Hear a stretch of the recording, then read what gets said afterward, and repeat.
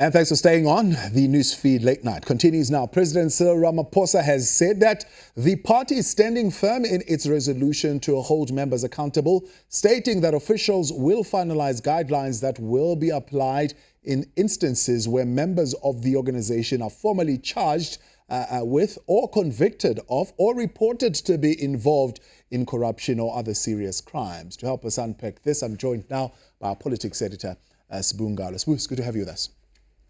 There's a principle here that President Cyril Ramaphosa is stating, but there is implementation of that principle coming from the 54th conference. It looks like the principle and the implementation right now are worlds apart, and there is no political will, so to speak, within the party to put that particular resolution into practice.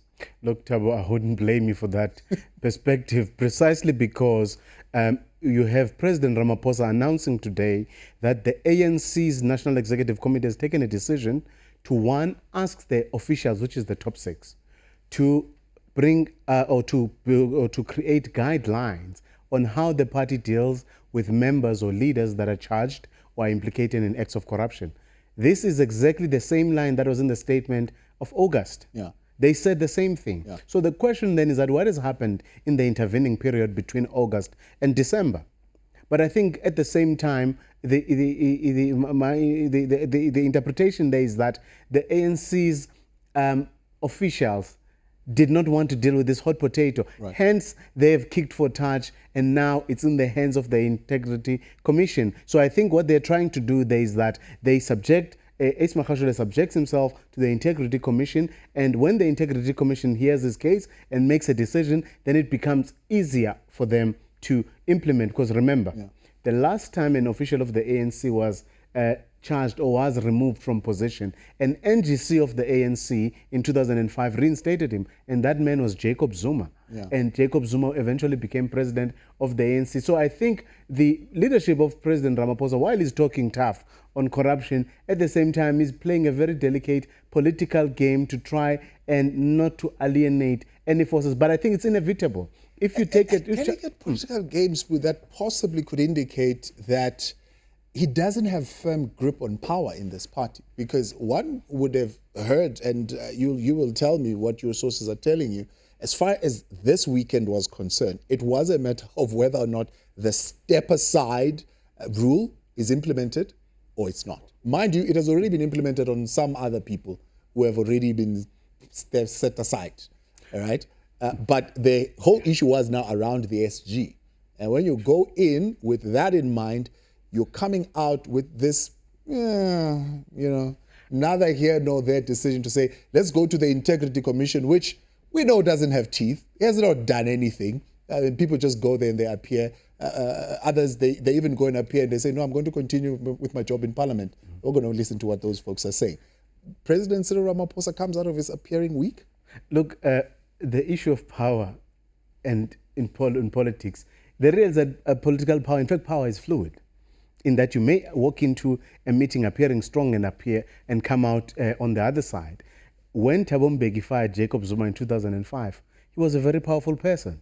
But when the ANC emerged from its NGC of July 2005, Mbeki was no longer that powerful person. So I think recent history here is the teacher. And the reality is that these are not, these are politicians at the end of the day. So political consideration also plays a part. Yes, we are correct, Thabo. When the ANC walked into this meeting, it was clear. It was to deal to either implement or not implement, because the NEC of August was clear. If you are charged with corruption or are in court mired in corruption, it's a no-brainer. I remember Jesse saying, even with media reports, I mean, if there's a media report that implicates you in corruption, step aside, right? So that then becomes the issue. So it looks like in their explanation, from people I'm talking to, they seem now to be deferring to the decision that we're talking about, that very resolution of the 54th Congress, which says if you are implicated or mired in acts of corruption, one, you must either subject yourself to the Integrity Commission or to a disciplinary hearing. So it looks like, instead of going back to that decision of August, they're now saying, okay, that's fine, let's follow the resolution to the latter, so that at the end of the day, when they have to explain to the structures, because Ismakashule was voted, remember, by the delegates of the ANC. Right. And if you look at the ANC's membership, as they say currently it's 1.4 million, I think that's the highest that they've ever had. Where are those people? Where do they come from? And do they understand this ANC? And who are they, whose corner are they likely to be? So if you are to win a conference in any party, in fact in the ANC, if you do not have your Secretary General, who is the head of administration, that has serious implications. So I think there are a lot of things here to be considered by the ANC, and I think some of those considerations may have explained this kind of wishy-washy manner in which they've dealt with the issue of Ismakashule. I mean, one would say it's purely President Cyril Ramaphosa trying to save face here on his part, because he's got egg on his face, and yet come out and made this big announcement. And then there are 5 legal opinions. Even Dr. Zamani Soul, the Premier in the Northern Cape, comes out and he criticizes those legal opinions. I mean, what has happened to those legal opinions? What weight do they hold in this decision? So two things. One, President Ramaphosa did an unprecedented thing, which is to release publicly his political input, political overview to the NEC. That's an internal document. Yeah. But the reason why he did that, I believe, is because he wanted to actually put it out there, because as he walks into this meeting, the impression is that we have a president that is weak, that is not acting, that is actually being undermined within his own party. Yeah. But in that political overview, was quite clear and actually unequivocal in saying that why should we even have 5 legal opinions? Yeah. Those very legal opinions are not opinions in themselves, in that they are actually an indictment on the ANC, a reflection of how divided the party is. The question is, who sought those legal opinions?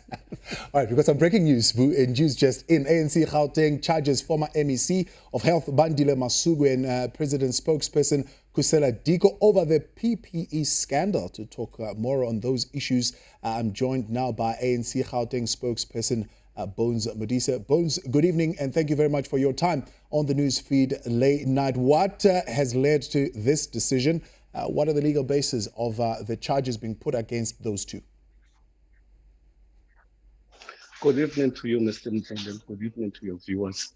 What led to this decision, if you remember correctly, there was a Provincial Executive Committee meeting upon receiving the Provincial Integrity Committee report that deliberated on the matter.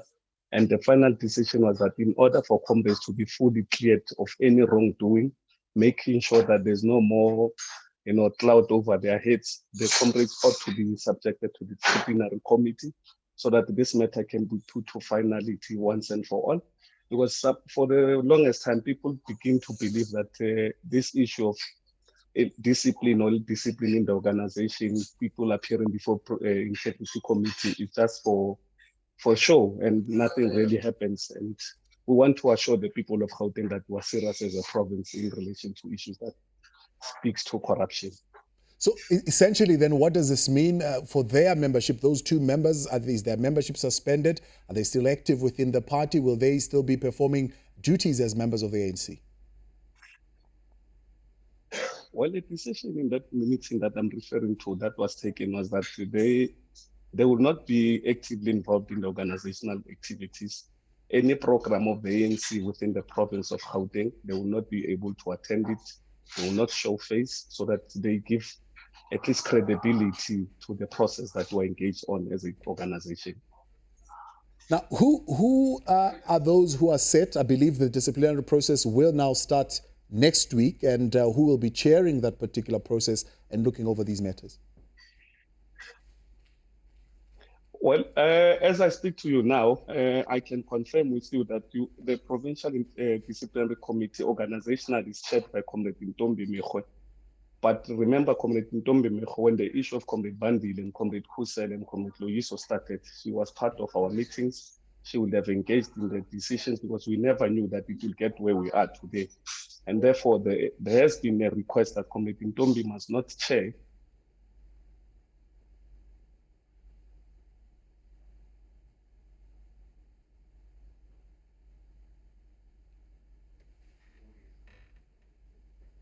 Right, we seem to have lost the audio. We seem to have lost the audio there of the spokesperson for the ANC Gauteng. Bones saying something really important there, that now they want to really show that these processes of ANC do work, that you appear before the Integrity Commission and actually action is being taken. How big is this particular move to charge the president's former spokesperson and the former MEC for Health, who, by the way, is taking on the SIU as far as that report is concerned? I think it's quite significant. And also the optics of it are important in understanding that the ANC in Gauteng is not as secure as it is in other 7 provinces bar the Western Cape.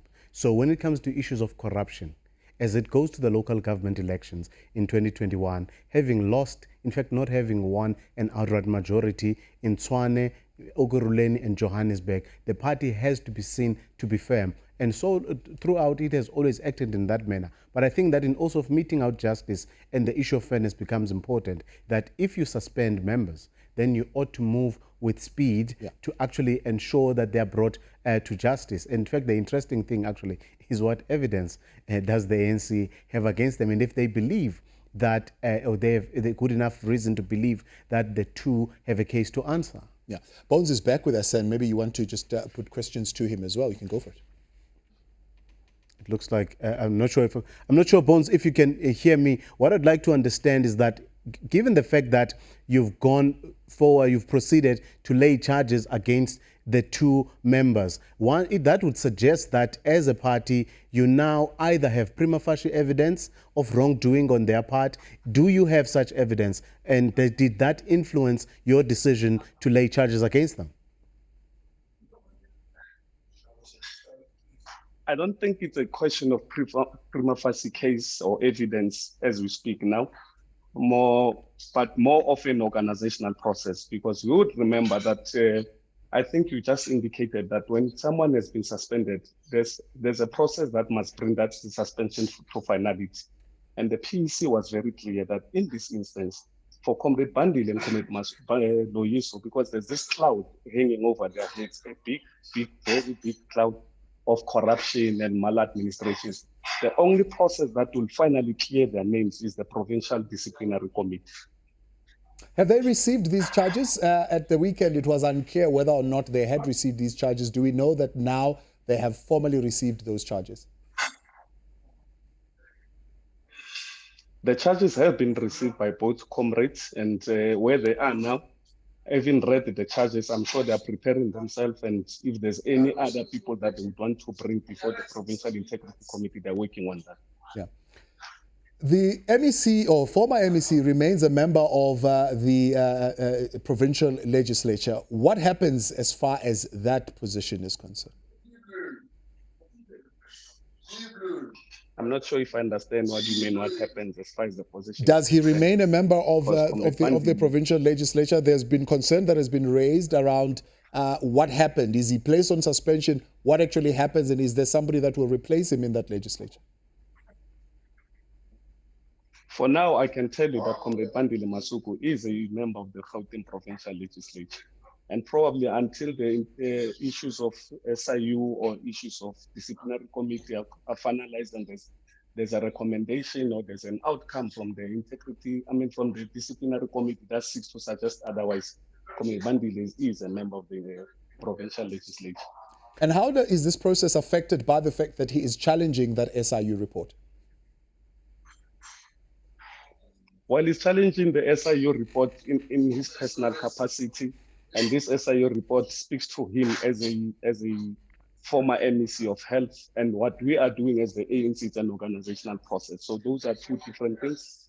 The ANC process seeks to clear him if he is to be cleared politically, and he will then challenge, if he continues with challenging the SIU report, for him as a member of society, for him as a former MEC, and for him as a member of the provincial legislature. All right, Bones, I appreciate your time and thank you very much for joining us tonight. ANC Gauteng spokesperson there, Bones Modise, then charges formally now handed over to the 2 members, Bandile Masuku as well as Khusela Diko. That is the latest coming out of the ANC in Gauteng.